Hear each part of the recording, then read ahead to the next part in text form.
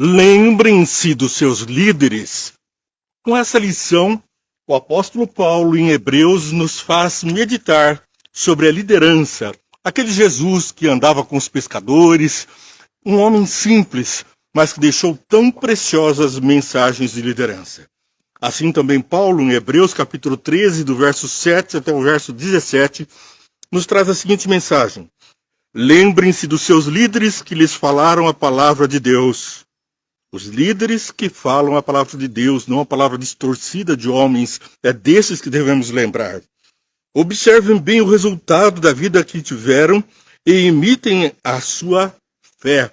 Não é para imitar a conduta de homens falhos, nós não estamos seguindo homens falhos, mas estamos nos inspirando na fé desses homens que venceram grandes dificuldades pela fé. Em Hebreus capítulo 11, nós vemos a lista que Paulo fez dos heróis da fé. Ele fala de Abraão, ele fala que a fé é a certeza daquilo que nós esperamos, as provas daquilo que não vemos. E depois ele vai falando de Enoque, que foi arrebatado aos céus vivo.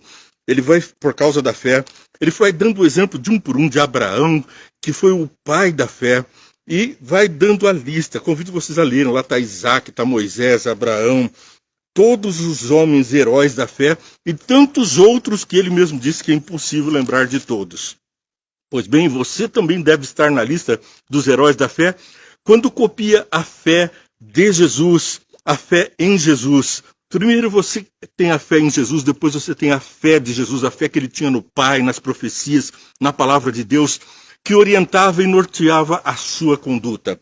Portanto, segue o exemplo aqui no verso 8 em diante do capítulo 13 de Hebreus. Jesus Cristo é o mesmo ontem, hoje e para sempre. Então, se Jesus é o mesmo ontem, a nossa fé também deve ser idêntica dos heróis da fé. Observem bem o resultado da vida que tiveram e imitem a sua fé. Um duplo sentido aqui nós percebemos. O primeiro, pelos seus frutos os conhecereis. O segundo, observem os frutos, porque se os frutos são frutos da fé, você deve segui-lo. Se, no entanto, são frutos de homens, ensinos de homens, cuidado, nós não podemos distorcer o que está escrito na palavra de Deus, porque Jesus é o mesmo ontem, hoje e sempre. Se ele é o mesmo, a sua palavra é a mesma, não pode mudar. Eu sou Deus e não mudo, diz a palavra, é o que diz a Bíblia. Jesus Cristo é o mesmo ontem, hoje e para sempre. Não deixem levar pelos diversos ensinos estranhos. É bom que o nosso coração seja fortalecido pela graça e não por alimentos cerimoniais.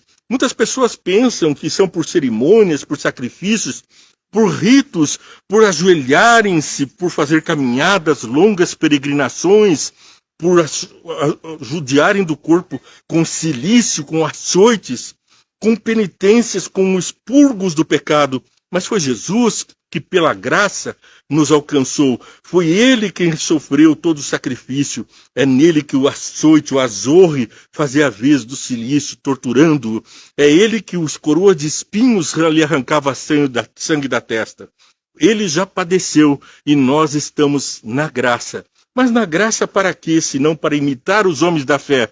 E todos eles, inclusive Jesus, foram homens de fé e por isso obedeceram. Porque ninguém que tem fé deixa de obedecer. Se eu acredito numa coisa, mas não faço, que fé é essa? Então nós temos uma convicção que nos leva à obediência acerca daquilo que está lá. Nós não somos salvos por essa obediência, fomos salvos pela graça. Mas se acreditamos em Jesus, num novo reino, num novo céus, então, pela fé, nós também obedecemos e seguimos. Não se deixe levar pelos diversos ensinos estranhos. Tem muito pastor, padre, pessoas que estão ensinando ensinos diferentes, estranhos do que da palavra de Deus. E o bom que o vosso coração seja fortalecido pela graça e não por alimentos cerimoniais, os quais não têm valor para aqueles que os comem.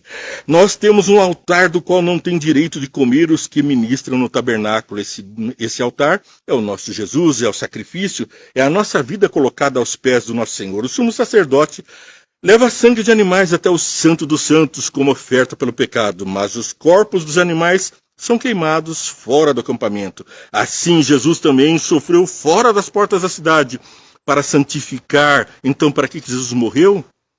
Porque pela fé ele nos santifica, nos torna santos, nos torna semelhantes a ele, ao santo, ao Deus Pai. Porque nós éramos feitos do barro à imagem e semelhança de Deus. O pecado nos desfigurou e agora Jesus nos transforma novamente à sua imagem e semelhança. Assim, Jesus também sofreu fora da porta da cidade para santificar o povo por meio do seu próprio sangue. Portanto, saiamos até ele fora do acampamento, suportando a desonra que ele suportou, pois não temos aqui nenhuma cidade permanente, mas buscamos a que há de vir. Por meio de Jesus, portanto, oferecemos continuamente a Deus o sacrifício de louvor, que é o fruto dos lábios que confessam o seu nome. Aqueles que ficam murmurando estão longe de dar o verdadeiro louvor, longe de estar diante do santo, do sacrifício, de aceitar aquilo que Deus nos dá com resignação, como prova, como vencedores que somos por Jesus. Não se esqueçam de fazer o bem e de repartir com os outros o que vocês têm, pois tais sacrifícios Deus se agrada. Portanto, qual é de todos o maior daquilo que Deus mais espera de nós, senão o sacrifício de viver pela fé, a obediência como ele obedeceu, suportando a desonra, fazendo a caridade. Não se esqueçam de fazer o bem e de repartir com os outros o que vocês têm, pois de tais sacrifícios Deus se agrada. Obedeçam seus líderes e submetam-se à autoridade deles. Eles cuidam de vocês como quem deve prestar contas. Esse cuidado, portanto, é um cuidado de quem deve prestar contas diante do Pai pelo sacrifício que ele nos fez por nós, pelos ensinos, se são coerentes com a palavra de Deus ou se são distorcidos. Se distorcidos, então, nós não devemos dar ouvidos, porque o fruto que eles produzem é torpe. Mas veja que o apóstolo Paulo começa dizendo, podemos, pois, falando aqui da exortação final, no capítulo 13, ele chama a atenção de que é com o sacrifício. E ele termina no verso 17 dizendo da obediência pelo sacrifício. E termina, verso 18, orem por nós, estamos certos de que temos consciência limpa e desejamos viver de maneira honrosa em tudo. Ore por mim, eu desejo de viver de maneira limpa e honrosa em tudo. E para isso, para que os meus frutos possam ser frutos a serem observados e apreciados e dar um bom testemunho de Jesus. Ore por mim, estarei também orando por você. Logo mais, aguarde aí no final do programa, teremos essa oração. Por ora, é importante lembrar o que diz Pedro sobre esse assunto, no capítulo 5, verso 1 até o verso 4. Portanto, apelo para os presbíteros que há entre vocês e faço na qualidade de presbítero como eles, e testemunha dos sofrimentos de Cristo, como alguém que participa da glória a ser revelada. Pastoreiem o rebanho de Deus que está em seus cuidados. Olhem por ele, não por obrigação, mas de livre vontade, como Deus quer. Não façam isso por ganância, mas com desejo de servir. Será que é isso que nós estamos vendo nos pastores por aí? Milionários, trilhardários, que se alimentam da gordura das ovelhas de Jesus, em vez de pastoreá-las, de servi-las e fazer como Jesus, que leva suas ovelhas ao bom pasto, às águas tranquilas?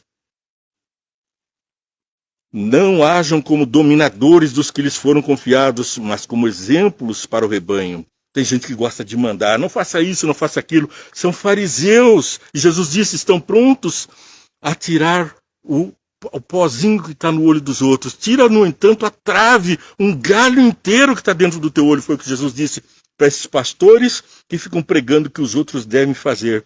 Mas eles mesmos não estão dispostos a carregar nem um pouquinho da sua própria mensagem. Da mesma forma, jovens, sujeitai-vos aos mais velhos. Sejam todos humildes uns para com os outros, porque Deus se opõe aos orgulhosos, mas concede graça aos humildes. Que maravilha se Deus, o Onipotente, se opõe àqueles que se põem no lugar de Deus diante dos outros como orgulhosos, mas exalta o humilde. Foi assim que Jesus foi exaltado. Ele se humilhou, serviu e foi exaltado, se assenta à destra do Pai e governa os mundos. Um Deus soberano, um homem Jesus vencedor que está à destra do Pai. Termino a palavra de hoje em Deuteronômio, em Coríntios, 1 Coríntios, capítulo 3, versos 10 até o verso 15. Conforme a graça de Deus que me foi concedida, eu, como sábio construtor, lancei o alicerce. O outro está construindo sobre ele. Contudo, veja cada um como constrói, porque ninguém pode colocar outro alicerce além do que já está posto, que é Jesus Cristo. Tem alguém por aí pregando muitas doutrinas dentro da igreja, falando sobre relacionamentos, falando sobre política, falando sobre formas de ganhar dinheiro, pregando coisas que não estão na palavra de Deus. Autoajuda, motivação. São psicólogos, são sociólogos, mas não são pregadores da palavra de Deus. Não são desprezíveis em suas palavras. Muitas vezes distorcem e vão até contra a palavra de Deus. Mas normalmente não é assim. Apenas estão ocupando um púlpito sagrado para trazer uma mensagem de homens no lugar da palavra de Deus. De uma forma ou de outra, estão no caminho errado. Pois nós somos cooperadores de Deus, vocês são lavoura de Deus e edifício de Deus. Conforme a graça de Deus que me foi concedida, eu, como sábio construtor, lancei o alicerce, o outro está se construindo sobre ele, contudo, seja cada um como constrói. Veja cada um como constrói, o nosso alicerce é Cristo. E continua ainda: se alguém constrói sobre esse alicerce usando ouro, prata, pedras preciosas, madeira, feno ou palha, sua obra será mostrada, porque o dia o trará à luz. Pelos seus frutos os conhecereis, está repetido, pois será revelada pelo fogo, que provará a qualidade da obra de cada um. O ouro é aprovado no fogo, o cadinho é um dos meios que Deus exemplifica como ele purifica o seu povo. Se o que alguém construiu permanecer, esse receberá recompensa. Se o que alguém construiu se queimar, esse sofrerá prejuízo. Contudo, será salvo como alguém que escapa através do fogo. Pelos seus frutos conhecereis. E muitas vezes é podando a parreira, está ali o parreiral. É preciso podar para que ela frutifique. É preciso cortar, machucar, cortar os galhos infrutíferos e transformar essa grande obra de Deus numa obra frutífera. Se passamos por provas nesse mundo, lembremos, Deus está purificando o seu povo no cadinho, onde se derrete metais preciosos. O cadinho se joga muito fogo, muito calor, o material é ali derretido e purificado. A escória, a sujeira sai e o metal puro, precioso, cada vez mais puro, mais limpo, com mais qualidade. É você, aquele que espelha Jesus. Vamos orar? Pai do céu, nós estamos diante de Ti, obedecendo a Tua palavra, querendo seguir os Teus caminhos, mas acima de tudo, queremos aumentar a nossa fé. Lembramos agora daquele pai que pedia pelo filho. E Jesus perguntou: você tem fé? E eu peço agora o mesmo pedido: aumenta a minha fé. Pelo exemplo dos patriarcas, Senhor, põe na minha mente e no meu coração o desejo de seguir os Teus passos, em obediência, termos fé e sermos purificados pela Tua palavra. Abençoa todos que estão participando, assistindo, para que frutifiquem em boas obras, em nome de Jesus. Amém. Não esqueça, você é um cristão, é aquele que se diz a imagem e semelhança de Jesus Cristo. Portanto, que Ele te abençoe e muito. Não esqueça de curtir, compartilhar e seguir a nossa programação. As bênçãos dos céus para todos, em nome de Jesus. Amém.